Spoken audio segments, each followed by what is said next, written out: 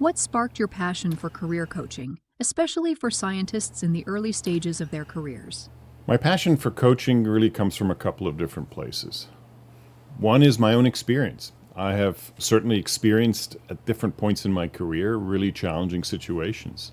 As a postdoc, in my faculty years, and later on in other kinds of roles. So I've been there, I've seen it, and I've had coaches myself, and it's been incredibly valuable. So I kind of want to pay that value forward.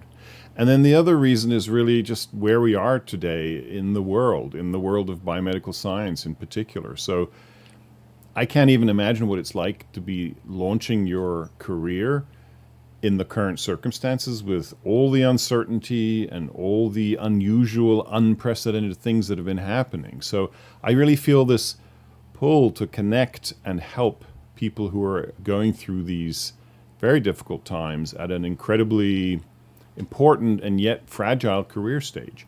In my work at different institutions, at MD Anderson, at the NCI, I was actively engaged with supporting early career scientists, graduate students, postdoctoral fellows, residents, other kinds of people in their training before they become independent. So I'm really deeply connected with this community, and I want to help in this different new way now that I am independent. Many early career scientists feel stuck or overwhelmed. What's the biggest challenge you see them facing, and how do you help them overcome it? Yeah, when I listen to people talk and I visit the discussions online, I see people really wrestling with a lot of different issues, but in a way it sort of comes together around this uncertainty that's been created. So when I came to the United States as a postdoc from the UK back in the 1990s, there was a common understanding of what might be ahead, and the idea that if you worked hard and had a little bit of luck and got some good projects and some papers, the chance at an independent academic career, if that's what you were aiming for, seemed pretty good. And indeed, it happened for me and happened for a lot of my peers as well. Now, I think it's not like that anymore. And there are, on the plus side, many other career options that didn't exist back when I was a postdoctoral fellow. There's a vibrant biotech sector. Pharma has transformed itself as a place to do research. There are lots of institutes and startups and all kinds of stuff. But still, these are not certain pathways. I think in many instances, people have the technical knowledge. They may not realize they have many of the transferable skills. But what I want to achieve in my coaching is helping people get clarity and find a path forward that works for them, exploring what that is and what that looks like and what that feels like. What's the difference between traditional mentoring and the type of coaching you offer? So the main difference between coaching and other kinds of support like mentoring or consulting is that coaching is really focused on the client. So it's the coach's job to guide and work with the client, but the client is the expert on their life. It is they who really know and understand themselves, and it is not for the coach to say, you should do this or you should do that. That's a consultant.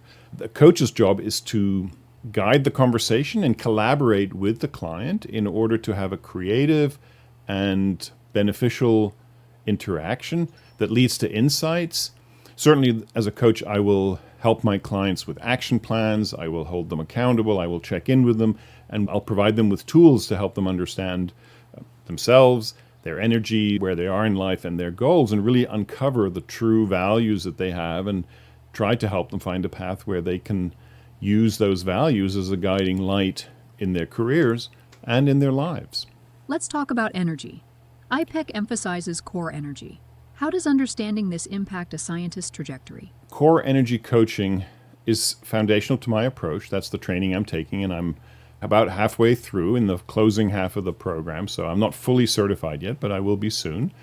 It's really focused on addressing the deeper, often unseen drivers behind people's actions and aspirations. So there's a lot of talk about energy levels and where you are in yourself at that moment or in that particular situation, and to try and understand why and find pathways to overcome internal obstacles, discover your true vision, and open your mind and heart to discover things about yourself that you may not be aware of. Very often people have negative self-talk. They have the imposter syndrome. They feel they're never good enough and never ready. These are very common situations, and the coaching I want to provide will help address those issues and help manage those negative influences on you, on my clients, and help them prosper and overcome these self-imposed limitations. There's not much you can do about what the world does, but you can do a lot about how you respond, how you react, and how you are in the world, and what you do about those external influences. Early career scientists often worry about the financial investment in coaching. How do you make your services accessible and affordable? Coaching is a service, so coaches like myself get paid, but I understand what it's like to be an early career scientist. I was a postdoctoral fellow in San Diego back in the 90s. Before that, I was a graduate student in London. I understand the challenges of being in those early phases of your career. And so I've come up with a model that I hope meets the needs of early career scientists. I price my services at two different tiers. One tier is for postdoctoral fellows and earlier, people in the maybe doing graduate work or are a fellow or a resident. And then the second tier is for people who are independent faculty or in a professional science career in the academic sector, the government sector, or the private sector. I offer a variety of packages on my website that you can see. The link is up here in the video. These packages, by combining a number of sessions over a period of time, also reduce the price. And I'm very willing to work with any individual who wants to explore this possibility. I will do my best to try and make it affordable for you, recognizing that this is how I make my living. What if someone is unsure if coaching is right for them? What's the first step they should take? The very best thing that you can do if you're interested in coaching and you're wondering, is this right for me? And I've never tried it, I've never heard about it, is to jump on my website and book a free session 0. We can spend a half an hour talking about where you're at, what's going on, more about coaching and what it is and perhaps what it isn't, and explore whether it's something that you're interested in. No strings attached, no harm, no foul. If you like, this is not right, or this is not right for me right now, maybe later, some other time, or I'd love coaching, but not from you, Oliver, no problem. It's really a free session. I would enjoy meeting you. I'd love to hear about the challenges you're facing. That will help me become a better coach. So if you're willing to take an exploratory jump, just go on my website, book that session, and we'll talk soon. Thank you very much.